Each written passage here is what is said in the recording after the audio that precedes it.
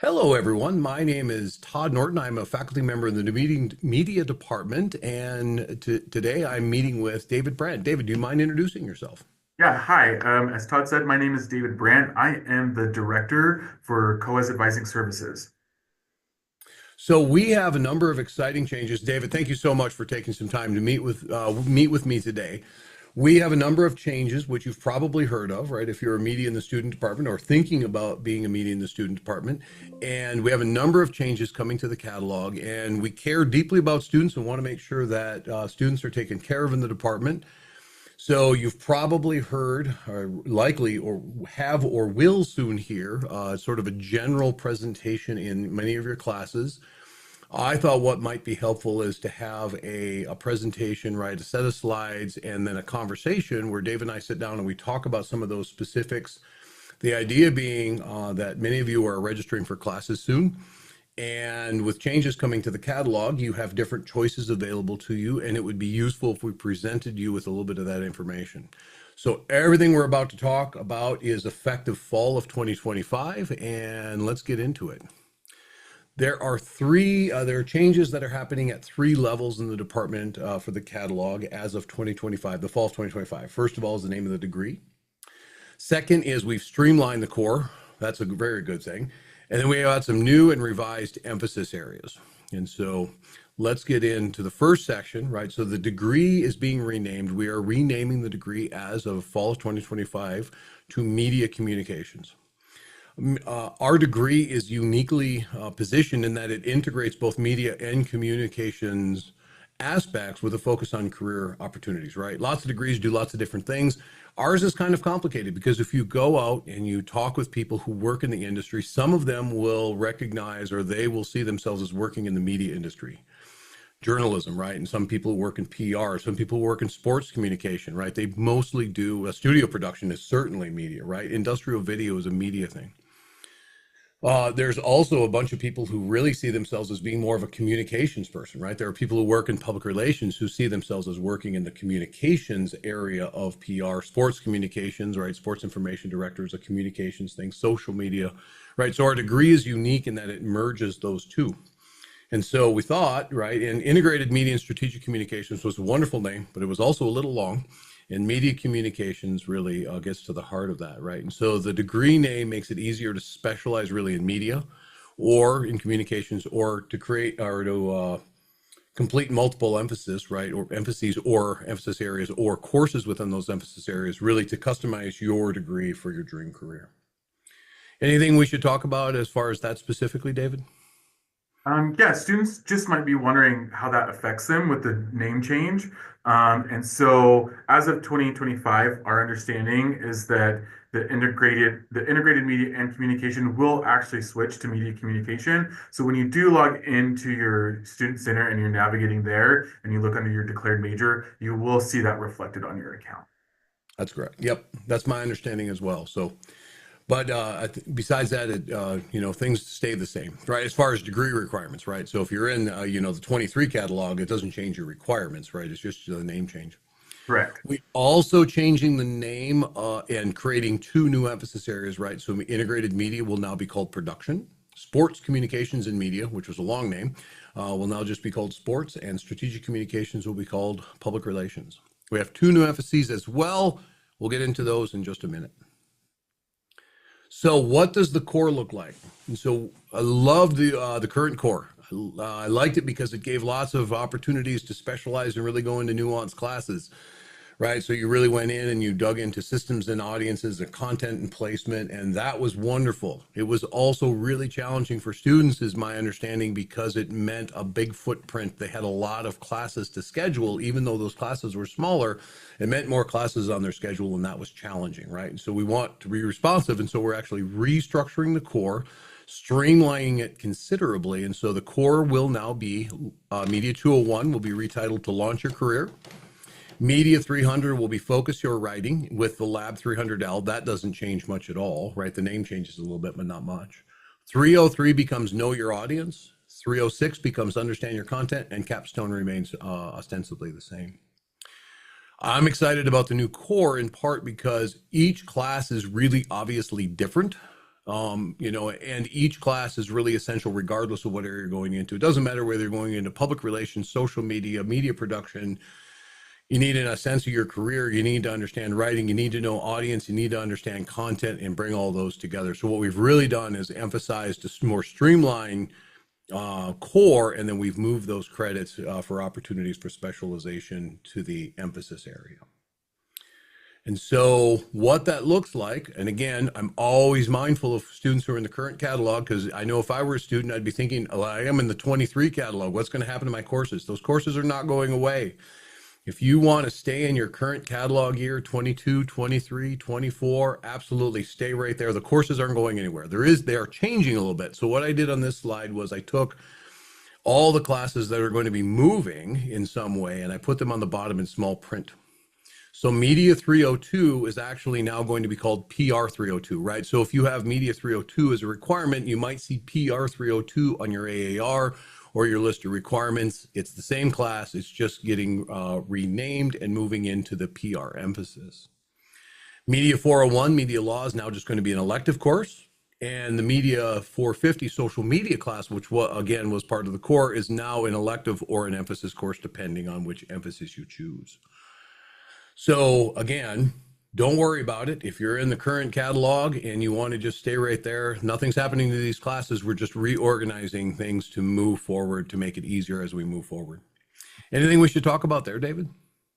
I think so. I just maybe just emphasize that it's so refreshing to hear the department really take the students' academic journey into consideration, and these new changes really will improve the way that they're navigating through those core requirements. So that's exciting. Thank you so much. Yeah, I'm really excited about the new core and having a blast rebuilding it. So I'm excited for what things are going to look like in fall. But at the same time, I'm also really happy that we're being mindful of students who are currently in the program and can navigate their way through without a problem. Exactly. Yep. So the benefits, right, that as I see is fewer classes and fewer credits just make it easier to complete the core. Right, there's more obvious sort of scaffolding in the core. There's bigger areas in the core. Those are all fundamental, regardless of your area, and that leaves you more time to spend in the emphasis area to develop your professional skills, identity, knowledge, and it gives you an opportunity, really more opportunity to customize your degree. If that means taking, landing yourself in one of the emphasis areas and then taking classes in others, or actually completing two emphasis areas.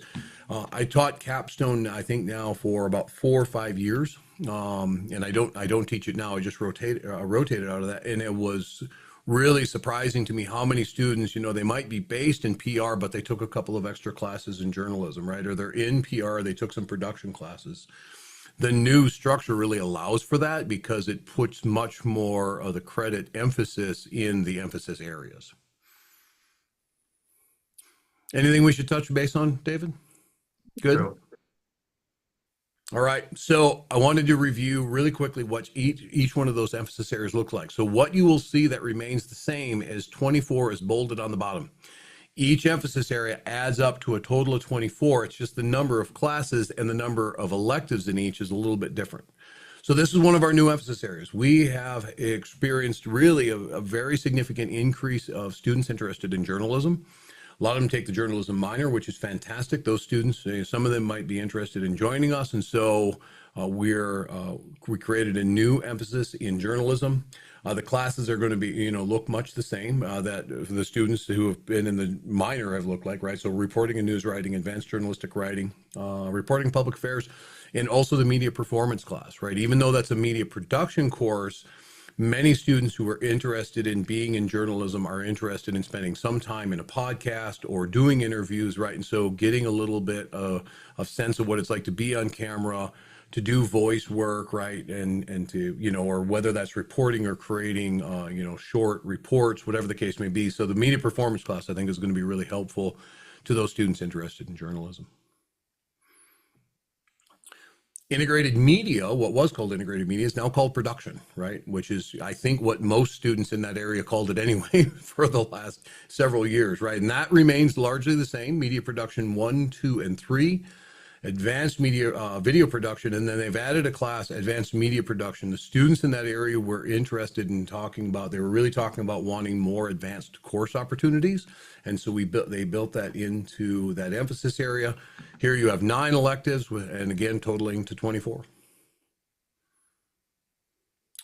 Public relations is now, right, it's intro to media, PR writing, PR research methods. In here, I have this little note here that was Media 302, right? And so anybody who's taken Media 302 will see that change on their transcript probably. PR campaign strategies, media and social media strategies, and advanced PR campaigns. And again, right, so what PR has done is they've really use that opportunity for more credits and move those credits over from the core into their emphasis so that people get much more advanced skills in that area. And so it's 6 credits in electives, rounds out to 24. Sports remains basically the same, right? So reporting and news writing, media performance, sport culture and society, sport marketing, with 12 credits adds up to 24 total. I help oversee the sports area and teach one of the classes in this area.